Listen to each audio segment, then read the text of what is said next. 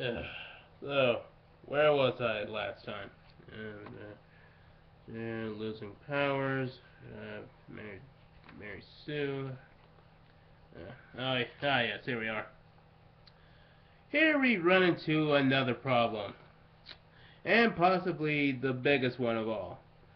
This movie is adapting the famous Spider-Man story and one of my all-time favorite Spider-Man stories, Spider-Man No More. The difference is in Spider-Man No More, Spidey quits because there's a smear campaign by J. Jonah Jameson, and he's creating mixed reactions in the public towards Spider-Man. All the while saying that he's causing more problems by being a vigilante. He's no better than the criminals he fights. Possibly is in league with some of them.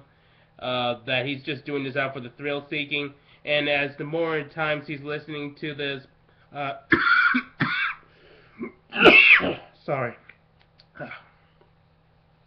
sorry about that. Spider-Man is thinking to himself, what if he's right?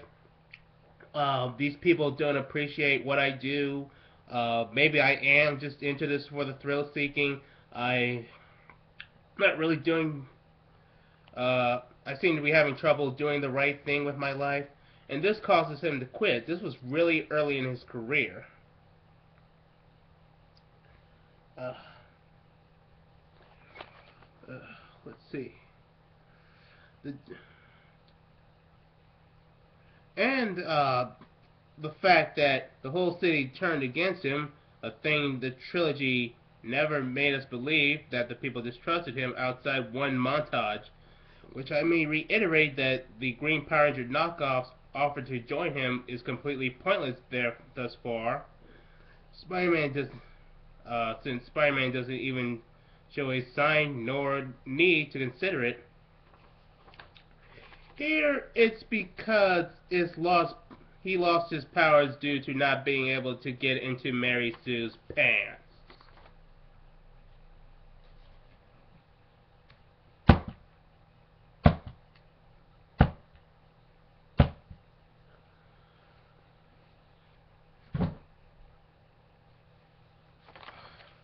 Get on with it, shall we? Now that he's no longer Raimiman, no longer Spider-Man, or well, actually he was just Raimiman, because really he was Spider-Man and Peter Parker in name only. He has more time to study, so his grades improve, and he can be there for his friends. Well, to be more accurate, he'd be there for Mary Sue, because despite Harry having PR problems and starts drinking, and having excessive hatred for Raimi Man, and Aunt May suffering financial woes, Peter does nothing about it. It's like they don't even matter when Mary Sue is involved. As I said before, people, our hero! All while this and all of this is happening in a montage again, with the song Raindrops Keep Falling on My Head playing. Which makes me ask the question, what does this have to do with what's going on with the plot? The song in its lyrics has nothing to do with Peter living a normal life. The song should a song should have relevance to the plot. I hate to use the reboot again, but look back at the Amazing Spider-Man 2 with Electro's theme, "My Enemy." It shows the lyrics show that he's suffering while discovering his new powers as Electro. He's becoming insane due to the excess powers affecting his mind and his inferiority complex mixed within it, and how he feels that everybody's betrayed him, including his Spider-Man, who he thought was his best friend. And all of this is happening. It's starting to piss him off, and he's starting to become a villain. That that holds relevance. That has something to do with the story, and thus it integrates well. What does this have to do with anything? Uh, um, Let me give you another example of what this is like. Doing this is the equivalent of playing "Loving You Is Easy Because You're Beautiful" during the scene where Hulk is flinging Loki around like a rag doll in the Avengers. You just think about that. Just imagine that playing while that action scene is going on. What relevance does it have to do with the movie or that scene in general? Nothing. But they could just put it in just for the sake of it. It's just one of those things that I hate about Sam Raimi. I mean, what Sam Raimi does, adding camp for the sake of camp. And while he tries to ask Mary Sue to drop the wedding to be with him to no avail, she still thinks it's nice for him to finally act like a friend. Oh, and there was this one tidbit where Peter sees a guy being mugged in an alley and walks away. In Spider-Man No More, even when Peter wasn't being Spider-Man, he still used his fighting experience to help those in need. This Peter Parker just abandoned someone. Doesn't use his experience to fend them off. Doesn't use his scientific knowledge to simulate his powers and shoot webs. Now, I will be fair that would have taken some time, and by that time, the muggers would have already done what they were going to do. So let's be more practical. He just walked away, leaving a guy to continually being mugged and being knocked to a pulp, possibly even killed. And this pretty much points that he doesn't have the brain cells or the human decency to call the police. Our hero! Why is this such a big problem? Some people ask me. 1.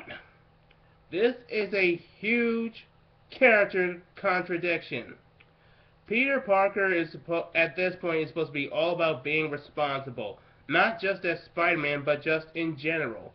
The responsible thing to do when you see a person getting mugged or in any kind of trouble, you do what you can to help them.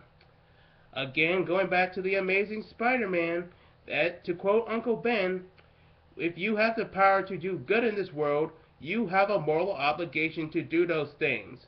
Not choice, responsibility. This is a complete contradiction to what he learned. Not further helped by the fact that he's chasing after an engaged girl, which is something Peter would never do. Furthermore, this portrays him as a coward, a selfish, cowardly asshole. I hate this scene. I hate this movie so much. Let's just proceed, shall we?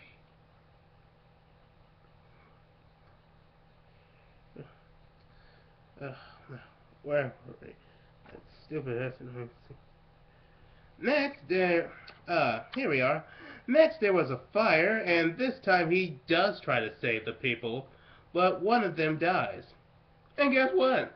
This still doesn't motivate him to become Raimiman. Once again, people, our hero. Then Harry Osborn is obsessively trying to figure out Spider-Man's identity so he can murder him for the death of his father. And he is approached by Doc Ock wanting a component to rebuild his experiment.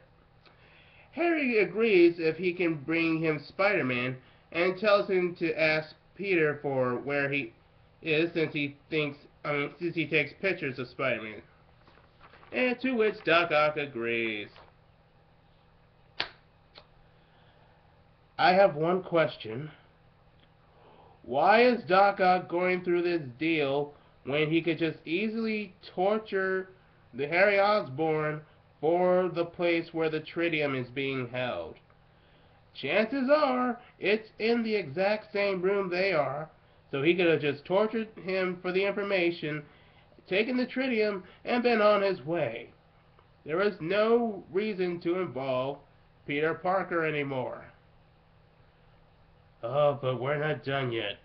There's still another part to this asinine story.